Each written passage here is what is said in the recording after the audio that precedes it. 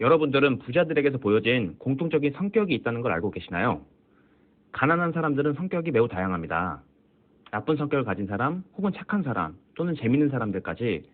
하지만 부자들은 달랐습니다. 자수성가형으로 부자가 된 사람들에게서 보인 그 성격 세 가지를 알려드리며 성장하는 시간을 가져보도록 하겠습니다. 부자들에게서 보여진 성격 첫 번째는 목표를 향해 계속 행동하는 우직함입니다. 참 뻔한 이야기지만 여러 자기계발서에서 공통적으로 다루는 부자들의 성격입니다. 부자들에게는 자신들이 세운 목표가 정확하게 세워져 있습니다. 그 목표를 이루기 위해 가는 길은 여기저기 꼬이고 틀어지고 장애물에 걸려 넘어지기도 해서 어렵습니다. 하지만 부자들은 그 어려움에 집중하지 않고 그들의 목표에 집중을 합니다. 미국에서 무일푼으로 시작해 단 2년 만에 백만장자가 된 하브에이커에 져서 백만장자 시크릿에서는 이런 말이 있습니다. 부자들은 문제에 밀려 뒷걸음질 치지 않는다. 문제를 회피하거나 불평하지 않는다. 그 문제에 집중할 시간에 해답을 찾기 위해 전략을 짜고 계획을 세우고 그 문제의 재발을 막기 위해 시간과 에너지를 쏟는다. 어려움 앞에서 움츠러들거나 문제를 없애려 하거나 피하려고 해서는 성공할 수 없다. 어떤 어려움에 닥쳐도 그보다 강해질 수 있도록 자신을 키워내는 것이 성공의 비결이다. 나는 그 문제보다 큰 사람이다. 그렇다면 목표를 향해 꾸준히 행동할 수 있는 방법은 무엇이 있을까요? 먼저 목표를 이루기 위해 처음부터 무리한 계획을 하지 않는다입니다. 누구에게나 큰 목표만을 생각하면 아득해 보이고 내가 이룰 수 있을까 하는 의문이 듭니다. 그렇기에 큰 목표를 이룬다는 생각보다는 현실적으로 이룰 수 있는 작은 성공을 먼저 해보는 것입니다. 가령 아침에 일어나 이불을 정리하거나 10분 정도 하루를 계획하며 독서를 하는 아주 쉬운 것부터 말이죠. 이러한 행동을 매일 꾸준하게 한다면 꾸준히 진행할 수 있는 근육들이 점차 생기기 시작하는 것입니다. 이렇게 아주 작은 것부터 규칙적인 꾸준함을 몸에 익힌다면 점점 큰 것들을 이뤄 나가기가 보다 쉽습니다. 아주 작은 것이라도 꾸준하게 하는 습관을 가져보시면 어떨까요? 이 작은 것들이 모여 결국 우리의 큰 목표를 성취하게 될 것입니다. 부자들에게서 보여진 성격 두 번째는 칭찬을 많이 한다입니다. 부자가 되어가는 과정 속에서 놓여있는 장애물 중 하나가 바로 남을 질투하는 마음입니다. 질투는 사실 인간의 본능적인 감정입니다. 주변 사람들 중에서 자신보다 뛰어난 사람이 존재한다면 이성으로 선택받는 게 어렵다는 것을 의미하죠. 즉, 자신의 생존과 번식이 불리해진다는 것을 의미합니다. 그래서 우리는 자신보다 뛰어난 사람을 볼 때 질투라는 감정을 느끼도록 설계가 되어 있습니다. 하지만 그것이 과해진다면 다른 사람에게 온 행운까지 욕심을 내는 거에 불과합니다. 질투는 내가 갖지 못한 걸 다른 사람이 가지고 있다는 환상에서 비롯된 부정적인 감정일 뿐입니다. 누군가를 질투하며 내가 만들어낸 부정적인 기운과 싸움을 하다 보면 자신의 행운으로부터 멀어지게 하는 결과를 초래하기 쉽습니다.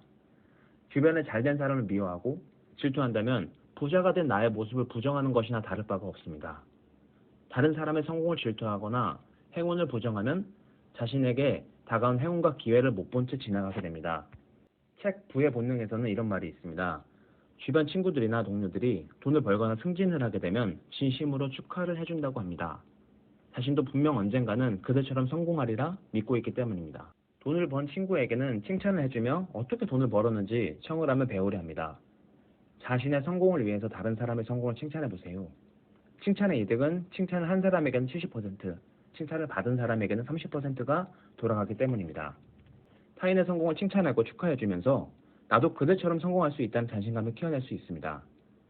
부자에 대한 부정적인 생각과 부정적인 시선은 자신이 성공하는 데 방해되는 감정에 불과합니다.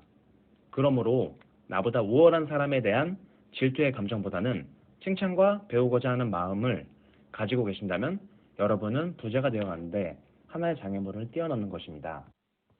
부자들에게서 보여진 성격 세 번째는 생각이 넓어진다입니다. 부자가 되는 건 일부분의 사람들에게 정해지거나 국한되는 것도 아니고 그 크기에는 한계가 없습니다.